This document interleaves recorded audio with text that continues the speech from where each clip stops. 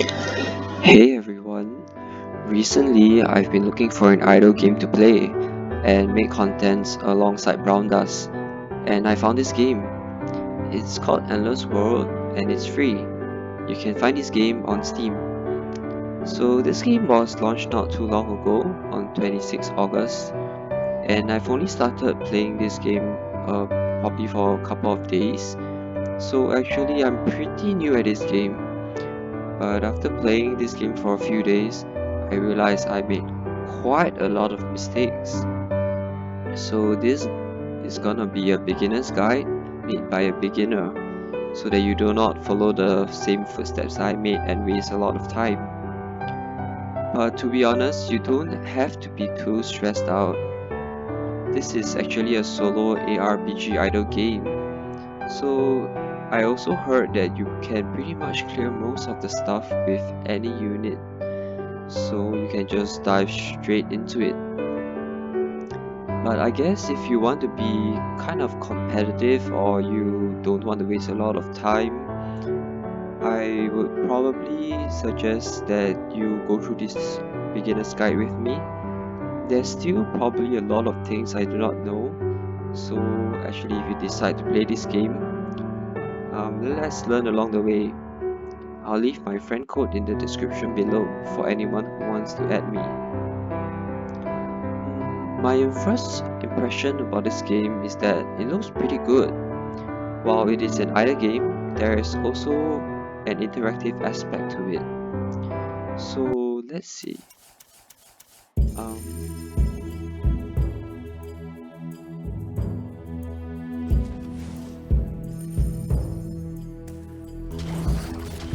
so the game lets you click on environments for random items, and you also can click and to activate some sort of mechanism and probably destroy things in general. There's also random encounters such as gold boxes and PvPs, so you can actually use character skills to fight things along the way, like turning into a wolf. So the first beginner tip, number 1, is actually about artifacts. So there are many artifacts to unlock in this game, a total of 12. You can unlock them by using mana crystals over here and upgrade them using dragon skills. So the first tip is actually to upgrade your artifacts straight away.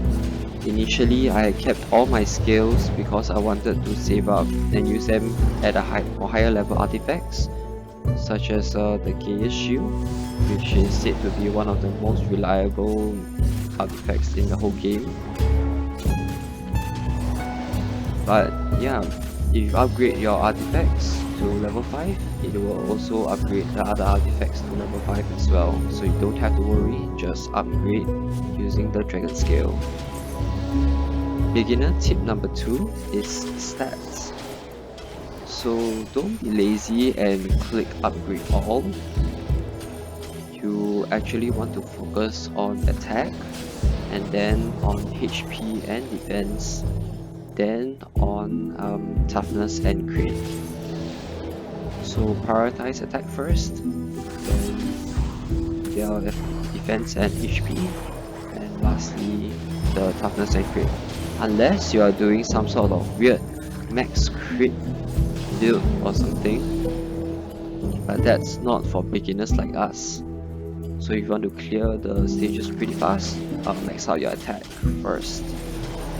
And every 5 levels will give a huge bonus, so try to upgrade it 5 stats at a time.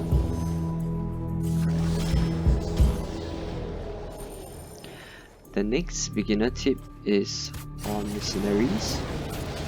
So for mercenaries, you want to be leveling the right mercenaries from the start, because leveling down will only return you 8% of the total investment. As souls are difficult to get, you don't want to waste souls at all In this account, I summoned a 5-star unit, Arnold, and I thought I was really lucky until I found out he was a 3rd tier unit. It's not even a C rank bad tier unit, he was 3rd tier. So I guess I wasn't that lucky after all. I will attach a tier list in the description below, made by a more senior player. I guess he played this game when it first launched. I don't know, but he's definitely more experienced than I am. Generally, you want to have 2 DPSs who are mini attackers, 1 support unit, as well as 1 healer unit, 1 tank unit. Your main character can also assume one of these roles, so you may have 3 DPS and 1 support, or your main character does all the tanking, or if your main character is a DPS, you might want to include a healer or a tanker in your formation, your mercenary formation, and so on. Yeah, it's really versatile. You can play any kind of build that you like. The next beginner tip 4, is about re-rolling. So re-rolling is basically restarting your account until you get a perfect start or an ideal start that you want. Generally, it takes about 10 to 15 minutes to unlock the summoning system over here. So this will be unlocked when you defeat Few, and you are guaranteed to summon her as well as 2 other summons. So just restart until you summon the mercenary that you want. Generally, you want to aim for 5-star units such as Arnold. Okay, not Arnold, because Arnold is bad, but units that are of a higher tier. A longer method is actually to play this game for 45 to 1 hour till you reach level 30. See this? Level 30. And you'll be forced to rewind with this clock right here.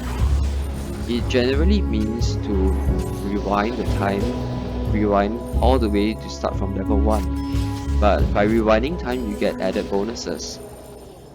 The main thing I want to highlight in this feature is that once you rewind, you get this special card feature where you get a chance to get legendary mercenary shards.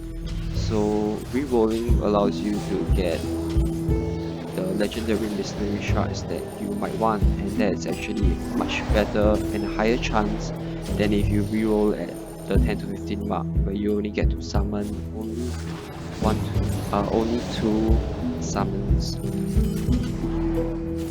The next beginner tip number 5, is to add friends. So opening the box here, you can add friends. So you might want to max out your friend list. The total maximum friends you can get is 100, and by having friends, you can give them pink flowers and also receive pink flowers from them, which you can exchange for items. The next tip number 6, is the dungeon. For the dungeon, as you can see here, the first thing you need to know is that the dungeon scales with power. So as you can see, my power is 96.5k. So the dungeon will give me rewards based on my power. So you have a 1 million power, the dungeon would give you 1 million power both of rewards. And the entry to the dungeon is probably the same. It costs this much to enter the dungeon, and you get potential rewards of mercenary shards. As a beginner, you will want to go for the Rogue Hero dungeon as your priority. Further down, when you're higher level, you will probably want to go to the Golden Woods to get more gold.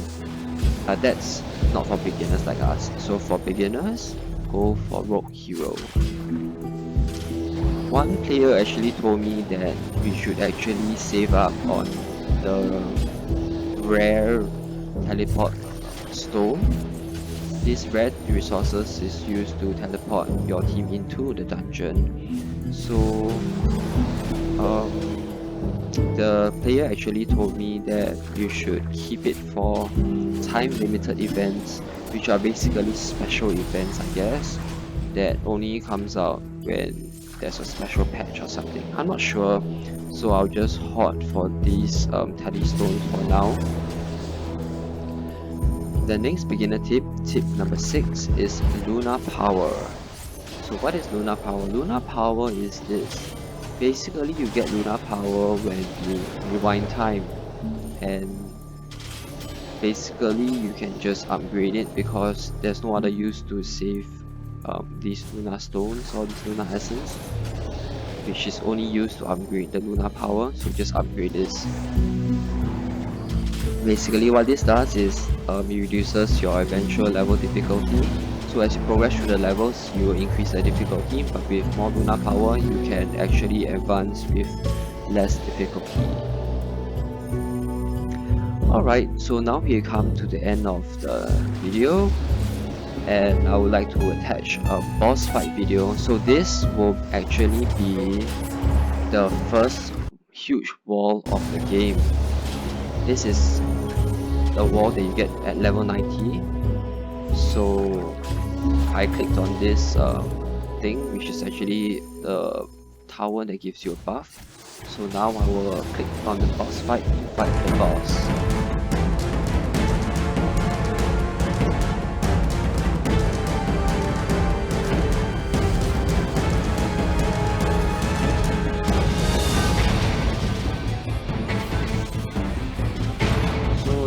Is rather strong.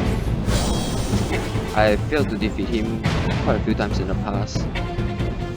One was because my power wasn't strong enough and I was just using my stats, which is more balanced.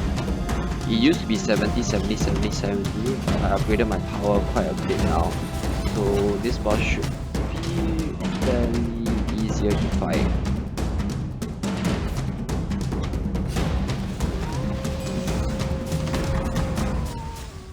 Also, the first time I fight this boss was when my artifact was just level 1, because I was saving up to upgrade my other artifacts. Man, I didn't know what was gonna happen. So this boss, I guess, he would go into rage mode after a certain level, so as in after you damage him for a bit, so it's gonna get pretty strong. And after I reduce his HP to a certain level. And he also casts this weird fear thing that makes my characters run in weird directions. And like this.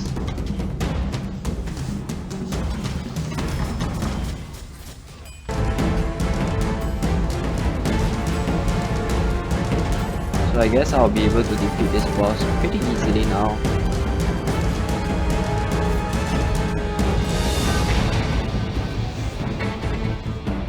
I mean, I reached this stage at day 2, but today is day 4 and only now I'm finally able to defeat this boss. So I guess he's pretty strong, Let's see what I get for rewards.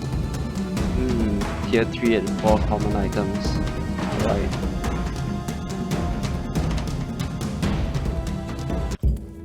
Awesome. So with that, I guess I can finally proceed to the next stage and continue my AFKing. Oh, wow. What a cool new place. Yeah, so new maps to enjoy taking. I'm not sure whether I'll be playing this game for long, but if I do, you will definitely see more videos about this.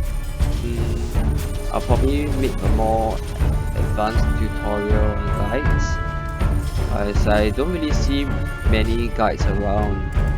There's one guide made by this guy called Brad. He is also the one who I he's also the one that I got most of the beginner tips from. I will maybe link his full guide in the description below as well. So yeah, the description will contain quite a lot of useful information, so head down there to get all the information you need and all the information that was mentioned in this video. So back to doing more videos, I guess. I'll see you in the next one. Bye bye.